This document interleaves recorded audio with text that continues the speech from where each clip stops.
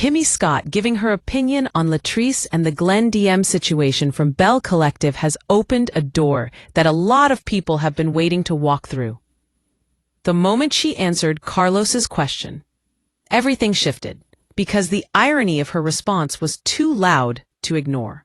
The situation itself was simple.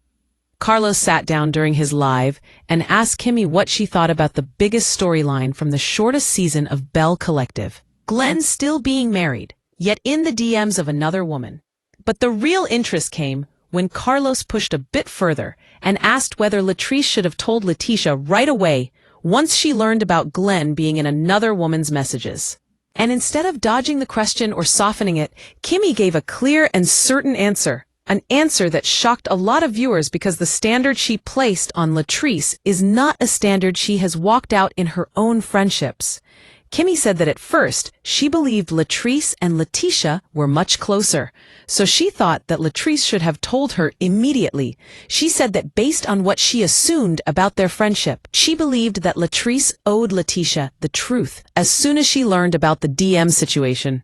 Then she said that after watching more of the season, she realized they may not have been as close as she thought, but she still agreed with Marie's approach. The idea that if you feel you are caught in the middle, you go directly to the husband first and say, "Look, I saw this. You better tell her before I do." Kimmi said she felt that was a smart and respectful way to handle it because it allowed the truth to come out without the friend being blamed or dragged into the mess. She said she still believed LaTerice should have told LaTeshia when she found out. And this is where the irony hit everyone at the same time. Because for years on Love and Marriage Huntsville, the one thing people have questioned Kimmi about is why she never went to Melody about the rumors, whispers, and open talks surrounding Martel's behavior. People have asked why she spoke to Maurice, Marceau, or even Martel before ever speaking directly to Melody.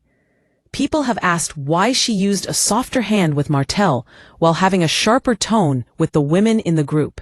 And yet, here she was, firmly saying LaTerice should have told LaTeshia right away, and even breaking down how many years she has watched Belle Collective and how she has never seen Amanda show up often on the show. She used history, context, and past scenes to explain why LaTerice should have moved differently. It was almost impossible for viewers not to hear the frustration in the commentary, because Kimmi laid out a formula that she herself did not follow during Melody's hardest seasons. She spoke so clearly about what a friend should do when they hear certain things. Yet years ago, when Melody's marriage was crumbling in front of the world, Kimmi chose a much more neutral, quiet and gentle approach. And that is why people reacted so strongly to her comments on LaTerice and LaTeshia. Because Kimmi said everything that Melody supporters have wanted her to say about her own past actions, but she said it about someone else instead. And then, the conversation grew even more interesting when Carlos brought up the reunion, where Glen downplayed the DM situation, acting like it was not serious. He tried to act like the messages were innocent, minor, or misunderstood. LaTeshia said she thought both Glen and LaTerice were wrong, but she did not believe the DMs were a smoking gun.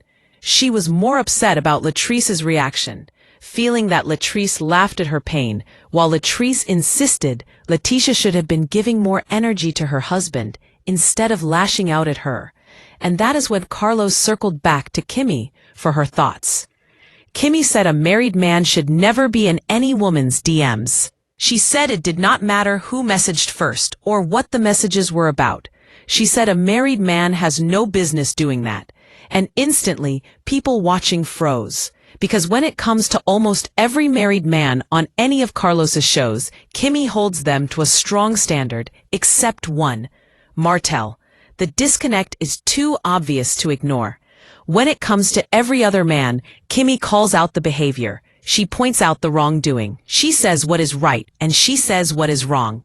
But when it comes to Martel, there is a different tone, a softer approach, a gentler explanation, a different level of patience. And that inconsistency is what viewers have been pointing out for years. Then, something even more interesting happened. Carlos chose Kimmi to come speak on this storyline from Belle Collective. Out of all the women on his shows, he chose the one woman whose past actions with Melody make this exact topic almost a contradiction.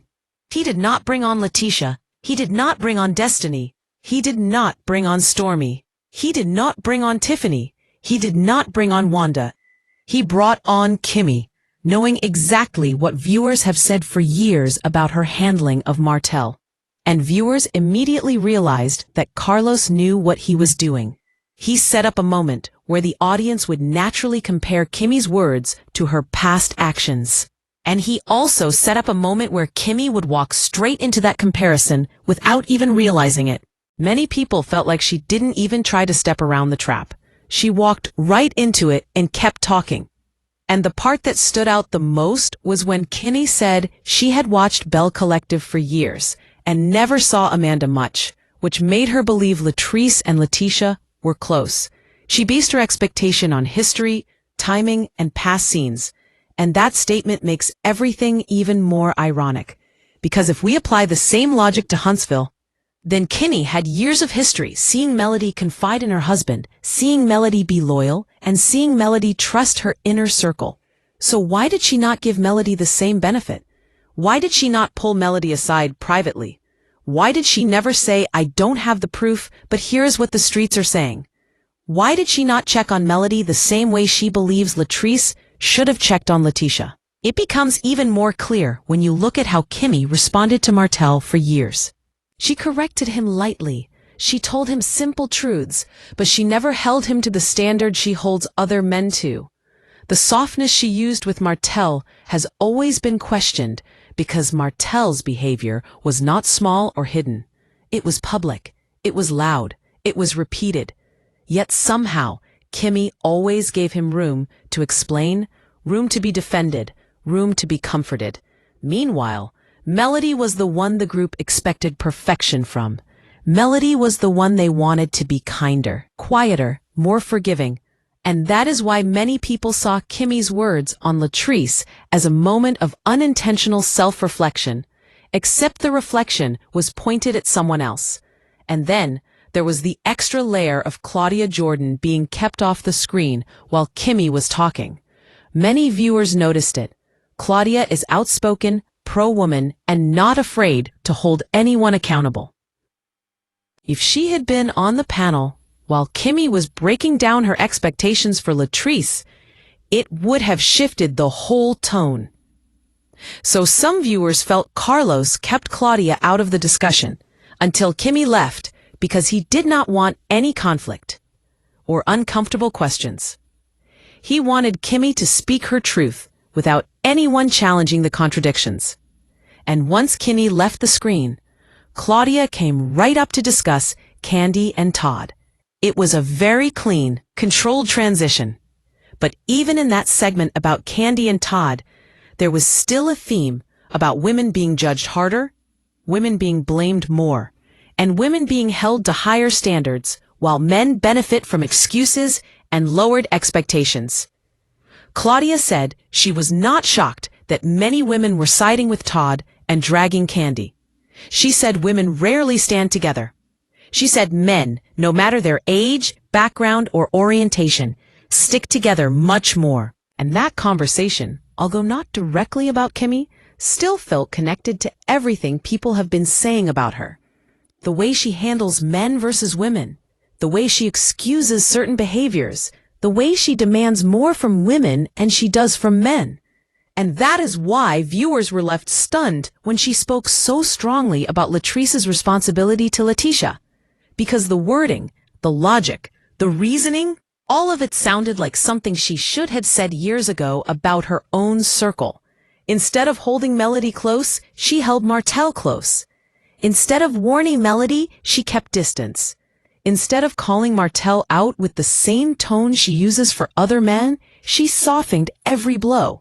And now, here she is, explaining in detail what a real friend should have done for LaTeshia. When the truth is, the same rules she placed on Latrice are the same rules she ignored when Melody needed her the most. When you look at the reaction online, you can see why people called it hypocrisy. People believe Kimmi has always been careful not to go too hard on Martel because of her husband's friendship with him and the business situations that surround their group.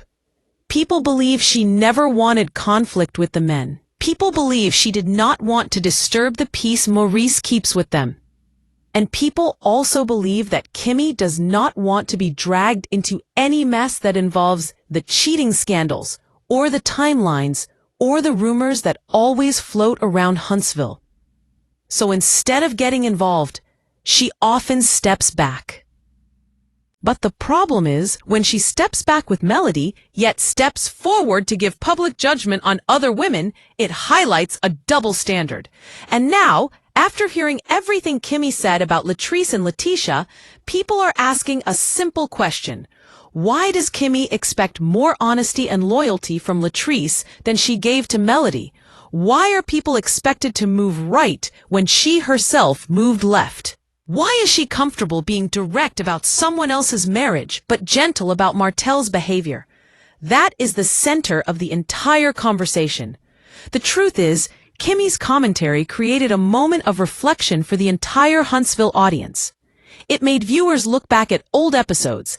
It made people think about the pool scene with Nell, the questions about the timeline, the constant pressure placed on Melody, and how often the men in the group are protected from the same level of accountability the women receive. And right in the middle of all of that, Kimmi placed herself by giving a firm opinion on another show's storyline that mirrors the exact situation she once chose to stay silent about. And that is why the reaction has been so intense, because it is not really about Latrice. It is not really about LaTeshia. It is not even really about Glen. The deeper issue is the pattern people have seen for years from Kimmi. The softness toward men, the sharpness toward women, the patience for Martel, and the hesitation to stand firmly beside Melody during her darkest season. And when she spoke on Belle Collective, she unknowingly held up a mirror that pointed directly back at her own past actions. So now the conversation is wide open. Viewers are asking whether Kimmi is holding others to a standard she herself does not meet.